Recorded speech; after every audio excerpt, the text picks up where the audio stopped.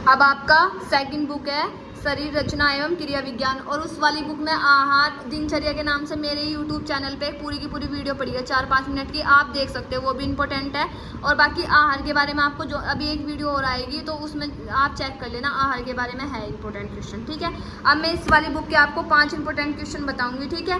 पहले 5 क्वेश्चन तो मैं आपको बताऊंगी इस वाली बुक के ही, फिर 3 क्वेश्चन बचेंगे, वो मैं आप या तो आप खुद भी आई से देख लेना, वरना मैं आई के स्क्रीनशॉट लगा दूंगी, आप पढ़ लेना। लेकिन शॉर्ट क्वेश्चन भी अगर आपसे एक टिप्पणी में 4 क्वेश्चन पूछता है तो एक टिप्पणी का आपका पूरा 1 पेज का होना चाहिए क्वेश्चन। पहला क्वेश्चन है आपका पेज नंबर 2 पे ही है, शारीर। क्वेश्चन कुछ ऐसे करके आएगा आपका, शारीर शब्द की व्युत्पत्ति तथा प्राप्त बात बताते हुए शरीर की व्याख्या कीजिए। ये प्रीवियस पेपर है आपका, प्रीवियस पेपर में आपका फर्स्ट क्वेश्चन है आपका शारीर। सबसे पहले तो आपको शारीर के बारे में पता होना चाहिए, मोस्ट इंपोर्टेंट है कि शारीर होता क्या है। आप भी बता रही हूँ, एक क्वेश्चन आपको 6 पेज का करना है, 6 पेज से कम का नहीं करना, एक क्वेश्चन भी छोड़ के नहीं आना है, कॉपी पूरी बनी है, ठीक है। देखो, शरीर को आधार मानकर उसी के संबंध में संपूर्ण ज्ञान जिस तंत्र में या शास्त्र में वर्णित है उसे शारीर कहते हैं। शरीर को आधार मानकर उससे संपूर्ण ज्ञान एवं तंत्र को शास्त्र में वर्णित उसे शरीर कहते हैं, ठीक है। शरीर के सभी भाव को ग्रहण करके जो अध्याय या ग्रंथ लिखा जाए वह शारीर है। ये 2 भागों में बांटा, 2 प्रकार के होते हैं, एक तो रचनाकार भाव, ठीक है, सेकंड होगा आपका क्रिया कारक भाव। शारीर में रचना शारीर एवं क्रिया शारीर इन विषयों के अंतर्गत भाव होते हैं, अतः शारीर शब्द से शरीर की रचनाओं तथा शरीर में होने वाली क्रियाओं का संपूर्ण ज्ञान होता है। शारीर के विभाग, शरीर में 6 विभाग एवं अन्य अनेक उपविभाग व अंग प्रत्यंग है। उन अंगों की रचना एवं क्रिया संबंधित ज्ञान के लिए शारीर शास्त्र को 2 भागों में विभाजित किया गया है। कितने भागों में बांटा गया है? 2। फर्स्ट रचना शारीर, सेकंड क्रियात्मक शारीर या क्रिया शारीर, ठीक है। रचनात्मक क्या होगी?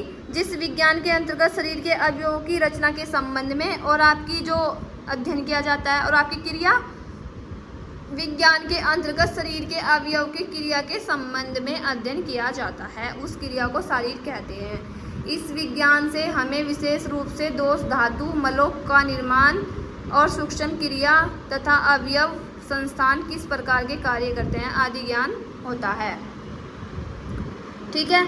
शारीर ज्ञान के उपयोगिता क्या होती है? शारीर ज्ञान में प्रयोजन आयुर्वेद प्रयोजन जानकर आवश्यक होता है, ठीक है। यहाँ आपको यहाँ तक करके फिर उसके बाद आपको लिखना है 6 डिवीज़न ऑफ बॉडी। 6 पार्ट में बॉडी को कौन कौन से पार्ट में बांटा गया है, ठीक है। फर्स्ट है आपका लेफ्ट अपर लिम्ब, फिर आपका राइट अपर लिम्ब, फिर आपका राइट लोअर लिम्ब, फिर आपका लेफ्ट लोअर लिम्ब, फिर आपका हेड नेक और ब्रेन, फिर आपका ट्रंक। लेफ्ट अपर लिम्ब, फिर left upper limb, right upper limb, right lower limb, फिर आपका लेफ्ट लोअर लिम्ब, फिर आपका हेड नेक एंड ब्रेन, फिर आपका ट्रंक। 6 पार्ट में आपको डिवाइड किया गया है। ये क्वेश्चन आपका यहीं तक ही खत्म हुआ। अब बारी आई आपके सेकंड क्वेश्चन की। दोष की परिभाषा लिखते हुए आपको वर्णन करना है, ठीक है। दोष के बारे में आप सबसे पहले लिखोगे, देखो मोस्ट इंपोर्टेंट है, हमें सबसे पहले दोष के बारे में पता होना चाहिए। हमारा क्वेश्चन नंबर 2 क्या होगा? अर्थात जो शरीर को दूषित करे उसे दोष कहा जाता है। दोष शरीर की विभिन्न क्रियाओं का संचलन है। दोष धातु एवं मल इन तीनों का भी सबसे महत्वपूर्ण होता है। दोष सबसे महत्वपूर्ण होता है, ठीक है। किस किस के लिए? धातु एवं मल। फिर बताया इन्होंने दोष 2 प्रकार का होता है, शारीरिक दोष और मानसिक दोष। अब हम देखेंगे शारीरिक दोष क्या होता है। अब इन्होंने बताया है कि शरीर में कुल 3 दोष माने गए हैं। 3 दोष का नाम क्या है आपका? वात, पित्त और कफ। सबसे पहले बात करेंगे वात दोष क्या होता है। इस धातु से बनता है, जिसका अर्थ होता है गति या चेष्ट करना। तीनों दोषों में यहाँ तक कि सभी मलों व धातुओं में भी वात का सबसे महत्वपूर्ण माना गया है, क्योंकि यही सभी धातुओं का प्रेरक है। इसी कार्य करने के अन्य सभी धातु कार्य करते हैं, ओके। अब नेक्स्ट है आपका वात, पित्त, रसता। अब सेकंड कौन आएगा आपका? वात। दोष क्या इन्होंने इसके बारे में क्या बताया है? तीन दोष, यहाँ तक कि मल धातु वात को सबसे महत्वपूर्ण माना गया है। इन्होंने कहा है वात को सबसे महत्वपूर्ण माना गया है दोष में। फिर है वात दोष संपूर्ण शरीर में रहता है, किंतु विशेष संपूर्ण उसकी उपस्थिति पक्वाशय में मानी गई है। इसके अतिरिक्त इसकी उपस्थिति कटी शक्तियों, पाद अस्थियों, बस्ती, स्रोत, त्वचा आदि मानी गई है। ठीक है। फिर आपके बाद दोष के गुण, अब गुण बताना क्या है इसमें, यह है लघुता। फिर आपको ये सारणी बनानी जो मोस्ट इम्पोर्टेंट है, वात के भेद। अब इन्होंने बताया प्राण वायु, उदान वायु, समान वायु, व्यान वायु और अपवान वायु। सबसे पहले तो आपको लिखना है ये भेद इसके। सबसे पहले आप लिखोगे प्राण वायु, फिर लिखोगे इसके स्थान, सिर कान। जो हमारी प्राण वायु रहती है वो सिर और कान, मुख, जिह्वा, नासिक में रहती है, जैसे छींकना, थूकना, डकार लेना, सांस लेना, भोजन निगलना आदि। फिर हमारी उदान, ये नाभि में रहती है, कष्ट में, जैसे वाणी, उत्साह, बल, वर्णन। फिर है हमारी समान वायु जो है स्वेदवाही, अबुवाई में। ठीक है। इसके बाद आपको ये वाला करना है। ठीक है।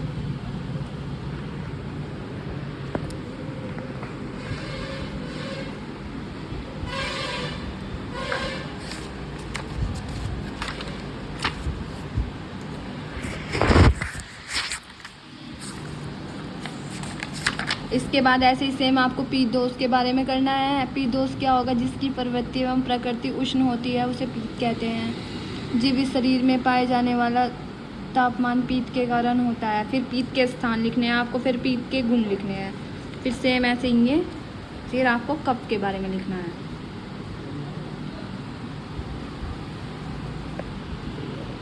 फिर आपका नेक्स्ट क्वेश्चन है इसी में ही, सेकंड क्वेश्चन आपका। एक क्वेश्चन आपका मोस्ट इम्पोर्टेंट है धातु। धातु शब्द की नियुक्ति के बारे में आपको बताना। ठीक है। धातु शब्द की नियुक्ति, इस व्युक्ति के अनुसार जो शरीर को धारण करता है उसे धातु कहते हैं। सामान्य रूप से मल और दोष भी शरीर को धारण करते हैं, परंतु धारण शरीर को धारण करते हैं तथा पोषण भी प्राप्त करते हैं। जो व्युक्ति के अनुसार शरीर को धारण करते हैं, जो धातुएं शरीर को धारण करते हैं उन्हें मुख्य रूप से शरीर के आधार होने के कारण अवलंबन भी करते हैं। अतः शरीर उन धातुओं पर टिका रहता है, अर्थात धातुओं के बिना शरीर की कोई स्थिति नहीं होती। धातु शरीर को धारण करने का कार्य केवल स्थूल रूप से नहीं होता, बल्कि अपने गुण कर्मों के कारण शरीर को सतह पोषण प्रदान करना भी होता है। ठीक है। यहाँ तो हो गया। नेक्स्ट धातु की संख्या, एक सेकेंड। तो धातु की जो हमारे मोस्ट इम्पोर्टेंट है, एक सेकेंड। फिर हमारा नेक्स्ट है धातुओं की संख्या, मोस्ट इम्पोर्टेंट है, ये हमें पता होना चाहिए बिल्कुल। फर्स्ट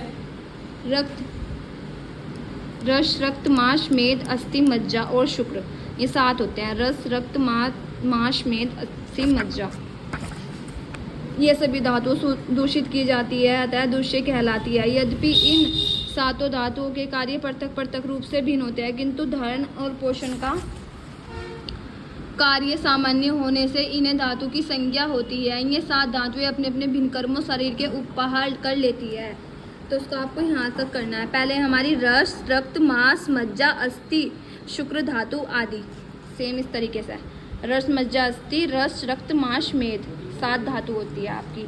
7 धातु के बारे में आपको धातु के कार्य देखो। रस धातु पीर्ण होती है, रक्त जीवन होती है, मांस लेप होती है, मेद स्नेह होती है और अस्थि आपकी धारण होती है, मज्जा आपकी पूर्ण होती है और शुक्र आपकी गर्भापादन होती है। फिर आपका धातु की उत्पत्ति में वृद्धि, फर्स्ट होगी आपकी ये। सेकंड आप रस धातु के बारे में लिखेंगे। रस धातु क्या होती है? 7 धातु देखो आप ऐसे इसको नोट डाउन कर लेना, ठीक है। रस धातु क्या होगी? रस शब्द रस गतो इस धातु से बना होता है जिसका गति करना है, जिसका अर्थ, ठीक है। 7 ही धातुओं में रस की गणना सबसे पहले की गई है। इस दृष्टि से कभी धातु महत्वपूर्ण अग्रस्त नहीं हुई। इसका कारण यह है कि ये समझ धातु को पोषण करती है। यहाँ तक करने के बाद ध्यान रखना है क्वेश्चन 6 या 7 पेज का होना चाहिए आपका। फिर नेक्स्ट है आपकी रक्त धातु। रस धातु के आपको स्थान भी लिखने हैं, रस धातु के आपको परमाणु भी लिखने हैं। फिर है आपकी नेक्स्ट रक्त धातु। रक्त धातु यह 7 धातुओं में दूसरे क्रम की होती है, जिसका कारण शरीर के समस्त मूल रस धातु होते हैं। इसी प्रकार शरीर का मूल रक्त धातु होती है। आयुर्वेद के अनुसार रक्त का परिमाण भी रक्त होता है। फिर आपको सेम ऐसे ही यहाँ आपको सारा नोट डाउन करना है। फिर इसके बाद आपको मांस धातु के बारे में लिखना है, यह तीसरी होती है। फिर आपको उसके बाद मेद धातु के बारे में बताना है। फिर आपको सेम मेद धातु हो गई। फिर आपको मज्जा धातु के बारे में डीपली एक्सप्लेन करना है। देखो आप इसको नोट डाउन कर सकते हो और पढ़ सकते हो। मज्जा धातु मुख्य रूप से स्नेहोस प्रधान दर रूप में होती है। यह कुछ पीलापन के लिए होती है। यह धातु विशेष रूप से बड़ी अस्थियों में उनके माध्यम में पाई जाती है। छोटी अस्थियों में पाई जाने वाली मज्जा को रक्तस्राव कहते हैं। फिर नेक्स्ट है आपकी शुक्र। शुक्र देखो ये सब पढ़ना है आपको, क्योंकि आपको तो लॉन्ग क्वेश्चन करना है वहाँ 6 या 7 पेज का। फिर आपका शुक्र धातु। शुक्र धातु अंतिम धातु होती है। यह मज्जा के द्वारा निर्मित होती है। इसमें निर्मल एवं शुल्क वर्ण होने के कारण इसे शुक्र कहा जाता है। इसके स्थान है फिर हमारा ये है, ये मोस्ट इम्पोर्टेंट है। देखो धातु हृदय, ये रस धातु का क्या होगा? हृदय अनुभूति, गौरव, अतिलिंद्रा, हृदय की पीड़ा, कंपन, शून्यता। फिर रक्त क्या होगी? नेत्रों की अधिक लाली होगी। देखो नेक्स्ट। फिर मांस क्या होगा? कटी कपोल, ओष्ठ बहुजंघा से अधिक मोटापा, कटी कपोल। फिर आपका मेद। फिर लास्ट है आपका ये अस्थि, दांत सामान्य रूप से विरीन, मज्जा, शोंग, नेत्र, गौरव। फिर है आपका शुक्र, मिथुन की अति कामना, शुक्र की अति मनुष्य से। ये आपके 2 क्वेश्चन। फिर आपका 3rd क्वेश्चन है आपका, मैं बता देती हूँ। 2 क्वेश्चन हो गए आपके। 3rd क्वेश्चन होगा आपका यकृत, मोस्ट इम्पोर्टेंट।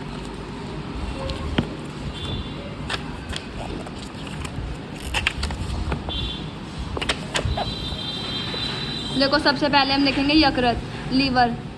यकृत शरीर की सबसे बड़ी ग्रंथि होती है, जिसका सामान्य वेशक भार लगभग 1.5 किलोग्राम होता है। यह उत्तरगुहा में ऊपरी दाहिने भाग में डायोफ्राम के नीचे स्थित होती है तथा लगभग पूरे दाहिने हाइपोकोडियम को घेरे रखती है। 1.5 kg का होता है, ठीक है। और हमारी कौन सी साइड पाया जाता है? दाहिने भाग में, ठीक है। इसकी ऊपरी सतह पर कॉन्वेक्स होती है, निचली सतह पर कॉनकर्व होती है। कॉनकर्व को हिंदी में अवतल बोलते हैं और कॉन्वेक्स को उत्तल कहते हैं। इसके नीचे अमावस्या ग्रहणी का प्रथम भाग होता है, जिसे कोलन का दाहिना भाग स्थित होता है। इसका बायां किनारा कुछ नुकीला तथा दायां किनारा रूखा होता है। स्ट्रक्चर आपकी ये रही, देखो ये आपका राइट लोब होगा, ये आपका लेफ्ट लोब होगा। हेपेटाइटिक होगा, इसमें हेपेटाइटिक वेन होती है, ठीक है। एक हेपेटाइटिक वेन होती है, एक पोर्टा वेन होती है, वो उसमें नहीं दिया गया, लेकिन ये चीज़ आप नोट कर सकते हो, मैं बोल रही हूँ। फिर क्या होगा इनमें? गॉल ब्लैडर, ठीक है। उसके बाद इसकी स्ट्रक्चर, यकृत संयोजी ऊतक एक परत से अनिश्चित रहता है, जिसमें ग्लीसियल्स कैप्सूल कहलाते हैं। यकृत पेट की अग्र भित्ति एवं संलग्न एक मेजोरम के द्वारा मुख्य खंडों में बंट जाता है। इसे फेल्सिफॉर्म या लेगोमेंट कहते हैं। इसका दाहिना खंड बाएं खंड की अपेक्षा लगभग 6 गुना बड़ा होता है तथा दाहिने गुदे बड़ी आंत की दाहिने कोलिक होती है। फिर आपको लिखना है यकृत, ये देखो सारा पढ़ना आपको।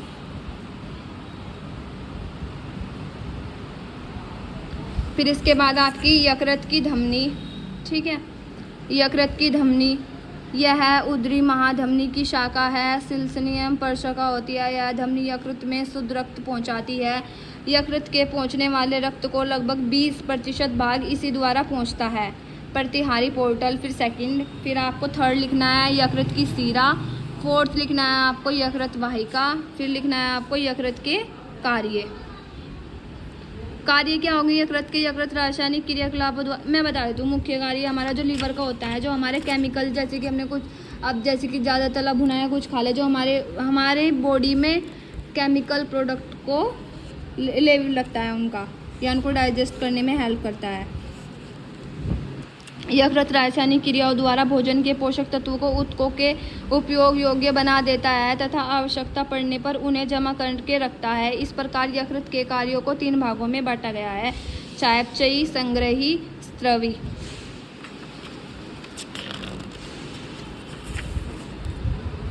फिर आपको इनके कार्य, यह कार्बनिक यौगिक अमीनो एसिड को अलग करता है, यह ऊतक कोशिका प्रोटीन यूरिया का निर्माण करता है, प्लाज्मा प्रोटीन का निर्माण करता है, सारे के सारे। अब नेक्स्ट क्वेश्चन है आपका धातु।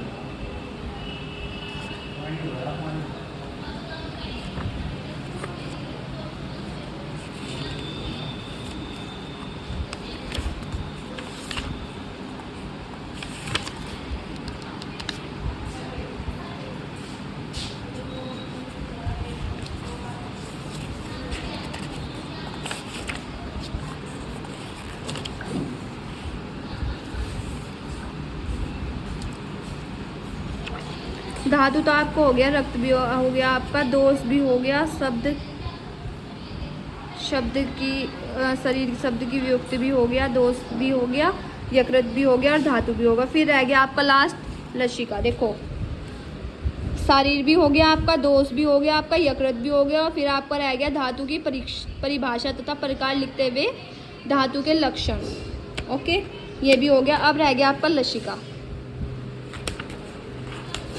लसिका है आपका 185। अब इन्होंने पूछा है लसिका क्या होता है। लसिका रक्त प्लाज्मा के जैसा साफ एवं पानी जैसा द्रव होता है। इसका संगठन अंतरालीय द्रव जैसा होता है, परंतु इसमें प्लाज्मा जैसे ज़्यादा प्लाज्मा प्रोटीन मात्रा में कम रहते हैं। ऊतकों में चयापचय के फलस्वरूप पैदा होने वाले कुछ उत्सर्गी पदार्थ जैसे कार्बन डाइऑक्साइड, यूरिया आदि इसमें मिले हैं। इनमें कुछ श्वेत रक्त कोशिकाएं भी पाई जाती है जो रक्त कोशिका की पतली छिद्रमीय भित्ति प्रवेश कर जाती है। लसिका ग्रंथि को पैदा होने वाली लिम्फोसाइट्स की बड़ी लसिका वाहिनियां पाई जाती है। लसिका देखो क्या होगा। लसिका ना एक रक्त प्लाज्मा जैसे साफ एवं पानी जैसे दिखने वाला द्रव्य हो गया। इसमें इंटरनल फ्लूइड जैसा पाया जाता है। कैसा पाया जाता है?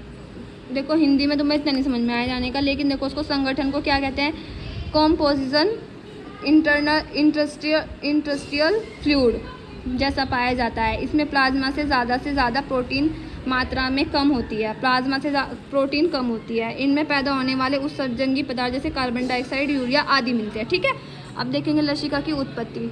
नीलीय संकुचन द्वारा उत्पन्न रक्त वाहिका के अंतर्गत यह हाइपोदाब